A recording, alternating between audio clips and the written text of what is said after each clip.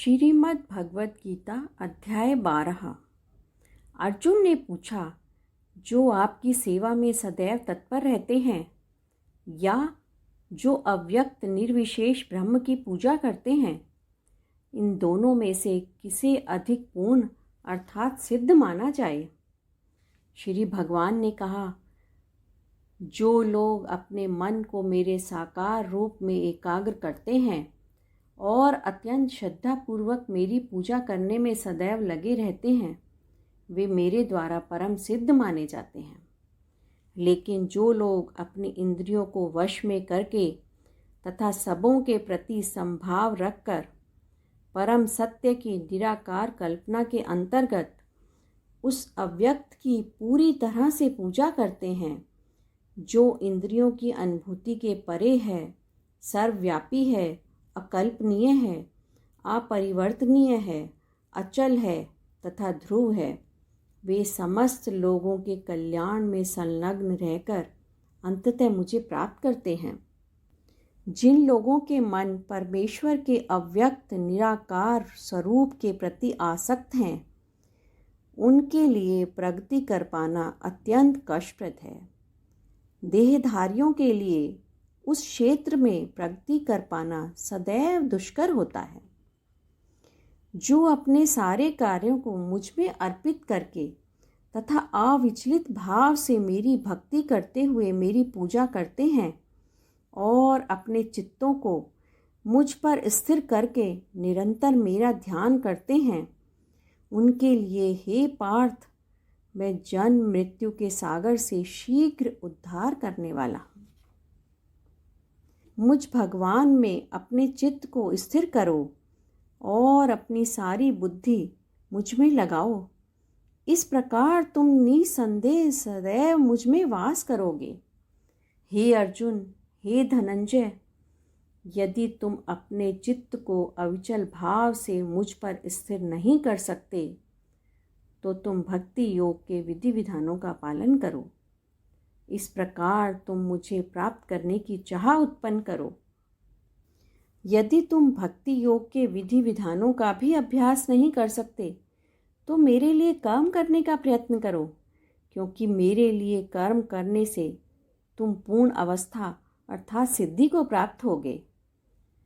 यदि तुम मेरे इस भावनामृत में कर्म करने में असमर्थ हो, तो तुम अपने कर्म के समस्त फलों को त्याग कर कर्म करने का तथा आत्मस्थित होने का प्रयत्न करो।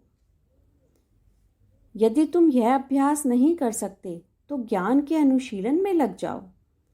लेकिन ज्ञान से श्रेष्ठ ध्यान है और ध्यान से भी श्रेष्ठ है कर्म फलों का परित्याग, क्योंकि ऐसे त्याग से मनुष्य को मनः शांति प्राप्त हो सकती है।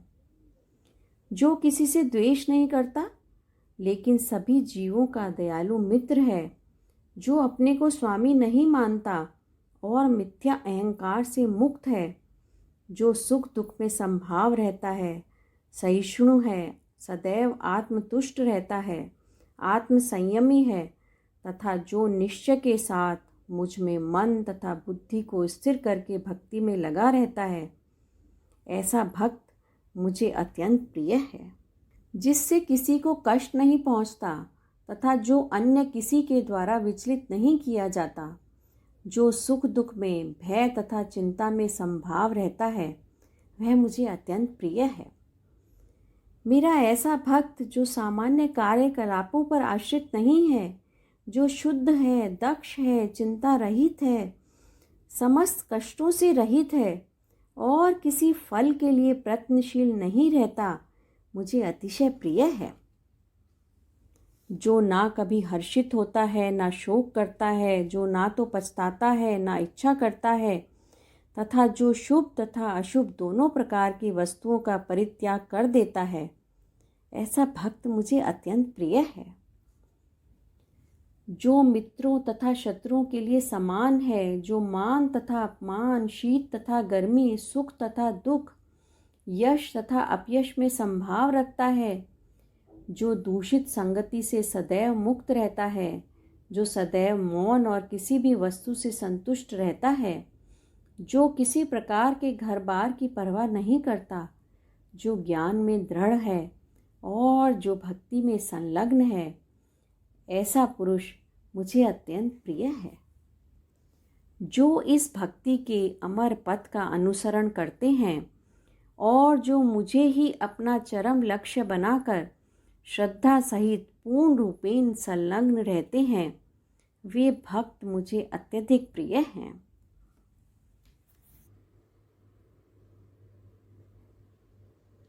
श्रीमद् भगवत गीता अध्याय 13। अर्जुन ने कहा, हे कृष्ण, मैं प्रकृति एवं पुरुष, क्षेत्र एवं क्षेत्रज्ञ तथा ज्ञान एवं ज्ञेय के विषय में जानने का इच्छुक हूँ। श्री भगवान ने कहा, हे कुंती पुत्र, यह शरीर क्षेत्र कहलाता है और इस क्षेत्र को जानने वाला क्षेत्रज्ञ है। हे भरतवंशी, तुम्हें ज्ञात होना चाहिए कि मैं भी समस्त शरीरों में ज्ञाता भी हूँ और इस शरीर तथा इसके ज्ञाता को जान लेना ज्ञान कहलाता है, ऐसा मेरा मत है। अब तुम मुझसे यह सब संक्षेप में सुनो कि कर्म क्षेत्र क्या है और यह किस प्रकार बना है, इसमें क्या परिवर्तन होते हैं, यह कहाँ से उत्पन्न होता है, इस कर्म क्षेत्र को जानने वाला कौन है और इसके क्या प्रभाव हैं। विभिन्न वैदिक ग्रंथों में विभिन्न ऋषियों ने कार्यकलापों के क्षेत्र तथा उन कार्यकलापों के ज्ञाता के ज्ञान का वर्णन किया है। इसे विशेष रूप से वेदांत सूत्र में कार्य कारण के समस्त तर्क समेत प्रस्तुत किया गया है। पंच महाभूत, अहंकार, बुद्धि, अव्यक्त, 10 इंद्रियां तथा मन, 5 इंद्रिय विषय, इच्छा, द्वेष, सुख, दुख, संघात, जीवन के लक्षण तथा धैर्य, इन सबको संक्षेप में कर्म का क्षेत्र तथा उसकी अंतःक्रियाएं अर्थात विकार कहा जाता है। विनम्रता, दंभहीनता, अहिंसा, सहिष्णुता, सरलता, प्रामाणिक गुरु के पास जाना, पवित्रता, स्थिरता, आत्मसंयम, इंद्रिय तृप्ति के विषयों का परित्याग, अहंकार का अभाव, जन्म, मृत्यु, वृद्धावस्था तथा रोग के दोषों की अनुभूति, वैराग्य, संतान, स्त्री, घर तथा अन्य वस्तुओं की ममता से मुक्ति, अच्छी तथा बुरी घटनाओं के प्रति संभाव, मेरे प्रति निरंतर अनन्य भक्ति, एकांत स्थान में रहने की इच्छा, जन समूह से विलगाव, आत्म साक्षात्कार की महत्ता को स्वीकारना तथा परम सत्य की दार्शनिक खोज, इन सबको मैं ज्ञान घोषित करता हूँ और इनके अतिरिक्त जो भी है वह सब अज्ञान है। अब मैं तुम्हें ज्ञेय के विषय में बतलाऊंगा, जिसे जानकर तुम नित्य ब्रह्म का आस्वादन कर सकोगे। यह ब्रह्म या आत्मा जो अनादि है और मेरे अधीन है, इस भौतिक जगत के कार्य कारण से परे स्थित है। उनके हाथ, पांव, आँखें, सिर तथा मुंह तथा उनके कान सर्वत्र हैं। इस प्रकार परमात्मा सभी वस्तुओं में व्याप्त होकर अवस्थित है। परमात्मा समस्त इंद्रियों के मूल स्रोत हैं, फिर भी वे इंद्रियों से रहित हैं। वे समस्त जीवों के पालनकर्ता होकर भी अनासक्त हैं। वे प्रकृति के गुणों से परे हैं, फिर भी वे भौतिक प्रकृति के समस्त गुणों के स्वामी हैं।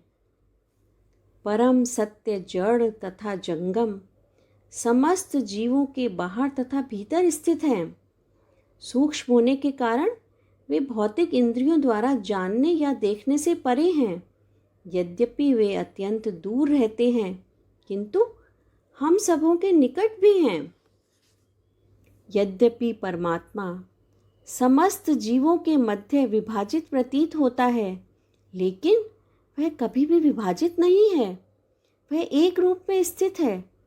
यद्यपि वह प्रत्येक जीव का पालन करता है, लेकिन हमें यह समझना चाहिए कि वह सबों का संहार करता है और सबों को जन्म देता है।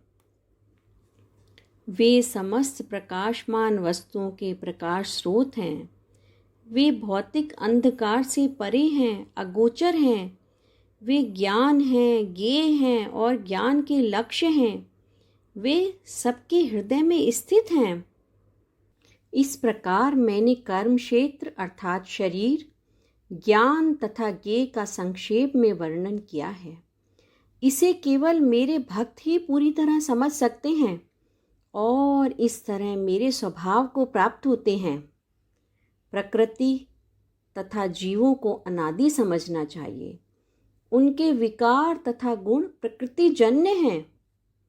प्रकृति समस्त भौतिक कारणों तथा कार्यों की हेतु कही जाती है और जीव अर्थात पुरुष इस संसार में विविध सुख दुख के भोग का कारण कहा जाता है। इस प्रकार जीव प्रकृति के तीनों गुणों का भोग करता हुआ प्रकृति में ही जीवन बिताता है। यह उस प्रकृति के साथ उसकी संगति के कारण है।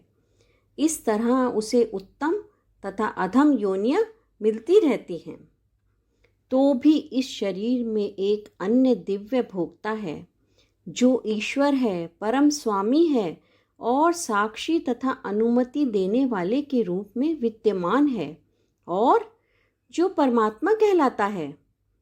जो व्यक्ति प्रकृति, जीव तथा प्रकृति के गुणों की अंत्यक्रिया से संबंधित इस विचारधारा को समझ लेता है, उसे मुक्ति की प्राप्ति सुनिश्चित है। उसकी वर्तमान स्थिति चाहे कैसी हो, यहाँ पर उसका पुनर्जन्म नहीं होगा।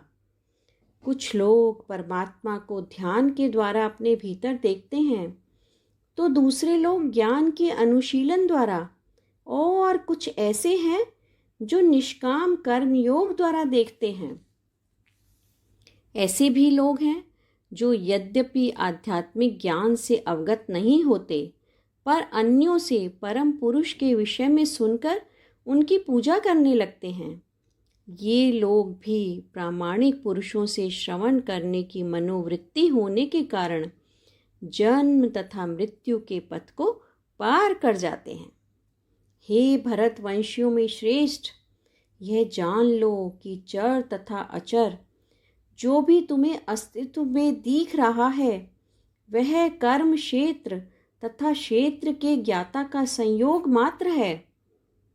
जो परमात्मा को समस्त शरीरों में आत्मा के साथ देखता है और जो यह समझता है कि इस नश्वर शरीर के भीतर ना तो आत्मा ना ही परमात्मा कभी भी विनष्ट होता है, वही वास्तव में देखता है। जो व्यक्ति परमात्मा को सर्वत्र तथा प्रत्येक जीव में समान रूप से वर्तमान देखता है, वह अपने मन के द्वारा अपने आप को भ्रष्ट नहीं करता।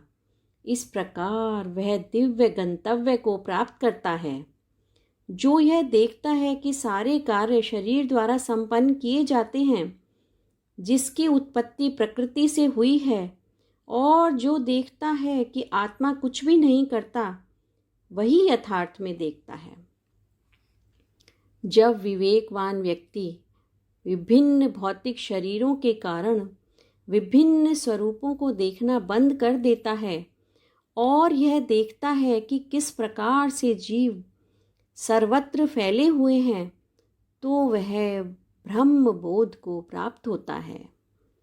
शाश्वत दृष्टि संपन्न लोग यह देख सकते हैं कि अविनाशी आत्मा दिव्य, शाश्वत तथा गुणों से अतीत है। हे अर्जुन, भौतिक शरीर के साथ संपर्क होते हुए भी आत्मा ना तो कुछ करता है और ना ही लिप्त होता है। यद्यपि आकाश सर्वव्यापी है, किंतु अपनी सूक्ष्म प्रकृति के कारण किसी वस्तु से लिप्त नहीं होता। इसी तरह ब्रह्म दृष्टि में स्थित आत्मा शरीर में स्थित रहते हुए भी शरीर से लिप्त नहीं होता। हे भरत पुत्र, जिस प्रकार सूर्य अकेले इस सारे ब्रह्मांड को प्रकाशित करता है, उसी प्रकार शरीर के भीतर स्थित एक आत्मा सारे शरीर को चेतना से प्रकाशित करता है।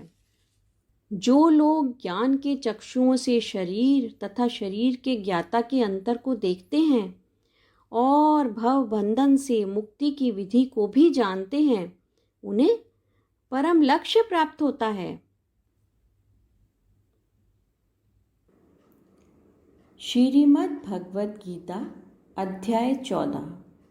भगवान ने कहा, अब मैं तुमसे समस्त ज्ञानों में सर्वश्रेष्ठ इस परम ज्ञान को पुनः कहूँगा, जिसे जान लेने पर समस्त मुनियों ने परम सिद्धि प्राप्त की है। इस ज्ञान में स्थिर होकर मनुष्य मेरी जैसी दिव्य प्रकृति अर्थात स्वभाव को प्राप्त कर सकता है। इस प्रकार स्थित हो जाने पर वह ना तो सृष्टि के समय उत्पन्न होता है और ना प्रलय के समय विचलित होता है। हे भरत पुत्र, ब्रह्म नामक समग्र भौतिक वस्तु जन्म का स्रोत है और मैं इसी ब्रह्म को गर्भस्थ करता हूँ, जिससे समस्त जीवों का जन्म संभव होता है। हे कुंती पुत्र, तुम यह समझ लो कि समस्त प्रकार की जीव योनियां इस भौतिक प्रकृति में जन्म द्वारा संभव हैं और मैं उनका बीज प्रदाता पिता हूँ। भौतिक प्रकृति 3 गुणों से युक्त है। ये हैं सतो, रजो तथा तमो गुण। हे महाबाहु अर्जुन, जब शाश्वत जीव प्रकृति के संसर्ग में आता है तो वह इन गुणों से बन जाता है। हे निष्पाप, सतोगुण अन्य गुणों की अपेक्षा अधिक शुद्ध होने के कारण प्रकाश प्रदान करने वाला और मनुष्यों को सारे पापों से मुक्त करने वाला है। जो लोग इस गुण में स्थित होते हैं वे सुख तथा ज्ञान के भाव से बन जाते हैं। हे कुंती पुत्र, रजोगुण की उत्पत्ति असीम आकांक्षाओं तथा तृष्णाओं से होती है और इसी कारण से यह देहधारी जीव सकाम कर्मों में बन जाता है।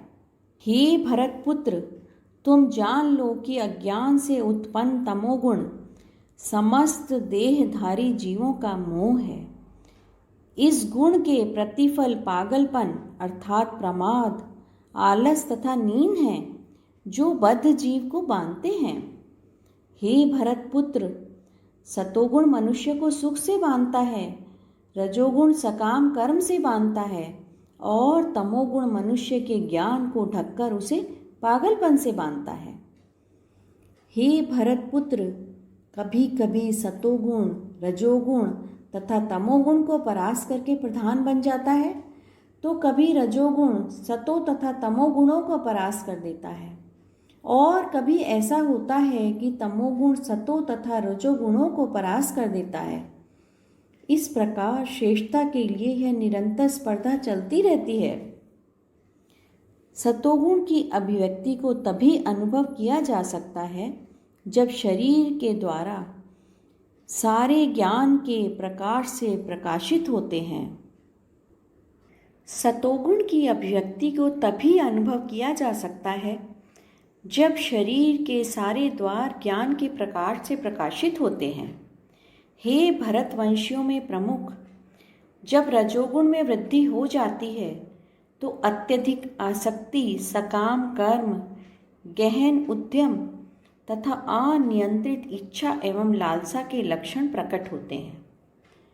जब तमोगुण में वृद्धि हो जाती है तो हे कुरुपुत्र, अंधेरा, जड़ता, प्रमत्तता तथा मोह का प्राकट्य होता है।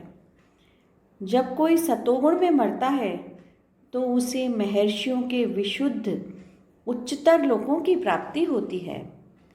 जब कोई रजोगुण में मरता है तो वह सकाम कर्मियों के बीच में जन्म ग्रहण करता है और जब कोई तमोगुण में मरता है तो वह पशु योनि में जन्म धारण करता है। पुण्य कर्म का फल शुद्ध होता है और सात्विक कहलाता है, लेकिन रजोगुण में संपन्न कर्म का फल दुख होता है और तमोगुण में किए गए कर्म मूर्खता में प्रतिफलित होते हैं। सतोगुण से वास्तविक ज्ञान उत्पन्न होता है, रजोगुण से लोभ उत्पन्न होता है और तमोगुण से अज्ञान, प्रमाद और मोह उत्पन्न होते हैं। सतोगुणी व्यक्ति क्रमशः ऊपर ऊंचे लोकों को जाते हैं, रजोगुणी इसी पृथ्वी लोक में रह जाते हैं और जो अत्यंत गर्हित तमोगुण में स्थित हैं वे नीचे नरक लोकों को जाते हैं।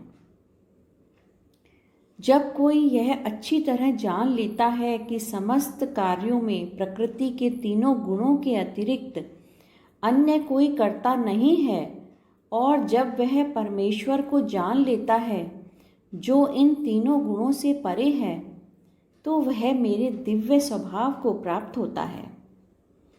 जब देहधारी जीव भौतिक शरीर से संबद्ध इन तीनों गुणों को लांघने में समर्थ होता है, तो वह जन्म, मृत्यु, बुढ़ापा तथा अनेक कष्टों से मुक्त हो जाता है और इसी जीवन में अमृत का भोग कर सकता है। अर्जुन ने पूछा, हे भगवान, जो इन तीनों गुणों से परे है वह किन लक्षणों के द्वारा जाना जाता है, उसका आचरण कैसा होता है और वह प्रकृति के गुणों को किस प्रकार लांघता है? भगवान ने कहा, हे पांडुपुत्र, जो प्रकाश, आसक्ति तथा मोह के उपस्थित होने पर ना तो उनसे घृणा करता है और ना लुप्त हो जाने पर उनकी इच्छा करता है, जो भौतिक गुणों की इन समस्त प्रतिक्रियाओं से निश्चल तथा अविचलित रहता है और यह जानकर कि केवल गुण ही क्रियाशील हैं, उदासीन तथा दिव्य बना रहता है, जो अपने आप में स्थित है और सुख तथा दुख को एक समान मानता है, जो मिट्टी के ढेले, पत्थर एवं स्वर्ण के टुकड़े को समान दृष्टि से देखता है, जो अनुकूल तथा प्रतिकूल के प्रति समान बना रहता है, जो धीर है और प्रशंसा तथा बुराई, मान तथा अपमान में समान भाव से रहता है, जो शत्रु तथा मित्र के साथ समान व्यवहार करता है और जिसने सारे भौतिक कार्यों का परित्याग कर दिया है, ऐसे व्यक्ति को प्रकृति के गुणों से अतीत कहते हैं।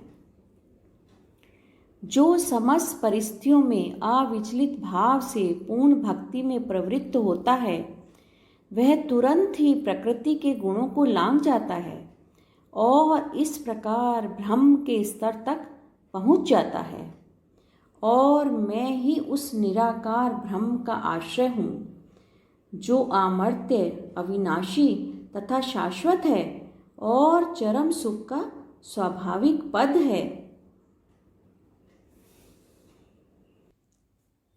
श्रीमद् भगवद गीता अध्याय 15 है।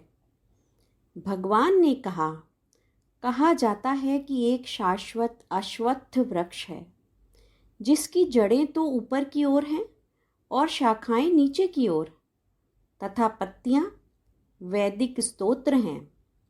जो इस वृक्ष को जानता है वह वेदों का ज्ञाता है। इस वृक्ष की शाखाएं ऊपर तथा नीचे फैली हुई हैं और प्रकृति के तीनों गुणों द्वारा पोषित हैं। इसकी टहनियाँ इंद्रिय विषय हैं। इस वृक्ष की जड़ें नीचे की ओर भी जाती हैं, जो मानव समाज के सकाम कर्मों से बंधी हुई हैं। इस वृक्ष के वास्तविक स्वरूप का अनुभव इस जगत में नहीं किया जा सकता। कोई भी नहीं समझ सकता कि इसका आदि कहाँ है, अंत कहाँ है या इसका आधार कहाँ है। लेकिन मनुष्य को चाहिए कि इस दृढ़ मूल वाले वृक्ष को विरक्ति के शस्त्र से काट गिराए। तत्पश्चात उसे ऐसे स्थान की खोज करनी चाहिए जहाँ जाकर लौटना ना पड़े और जहाँ उस भगवान की शरण ग्रहण कर ली जाए जिससे अनादिकाल से प्रत्येक वस्तु का सूत्रपात तथा विस्तार होता आया है। जो झूठी प्रतिष्ठा, मोह तथा कुसंगति से मुक्त है, जो शाश्वत तत्व को समझते हैं, जिन्होंने भौतिक काम को नष्ट कर दिया है, जो सुख तथा दुख के द्वंद्व से मुक्त हैं और जो मोह रहित होकर परम पुरुष के शरणागत होना जानते हैं, वे उस शाश्वत राज्य को प्राप्त होते हैं। वह मेरा परम धाम ना तो सूर्य ना चंद्र के द्वारा प्रकाशित होता है और ना अग्नि या बिजली से। जो लोग वहाँ पहुँच जाते हैं वे इस भौतिक जगत में फिर से लौट कर नहीं आते। इस बद्ध जगत में सारे जीव मेरे शाश्वत अंश हैं। बद्ध जीवन के कारण वे छहों इंद्रियों से घोर संघर्ष कर रहे हैं, जिनमें मन भी सम्मिलित है। इस संसार में जीव अपनी देहात्म बुद्धि को एक शरीर से दूसरे शरीर में ले जाता है, जिस प्रकार वायु सुगंधि को ले जाता है। इस प्रकार वह एक शरीर धारण करता है और फिर इसे त्याग कर दूसरा शरीर धारण करता है। इस प्रकार दूसरा स्थूल शरीर धारण करके जीव विशेष प्रकार का कान, आँख, जीभ, नाक तथा स्पर्श इंद्रिय अर्थात त्वचा प्राप्त करता है, जो मन के चारों ओर संपुंजित है। इस प्रकार वह इंद्रिय विषयों के एक विशिष्ट समुच्चय का भोग करता है।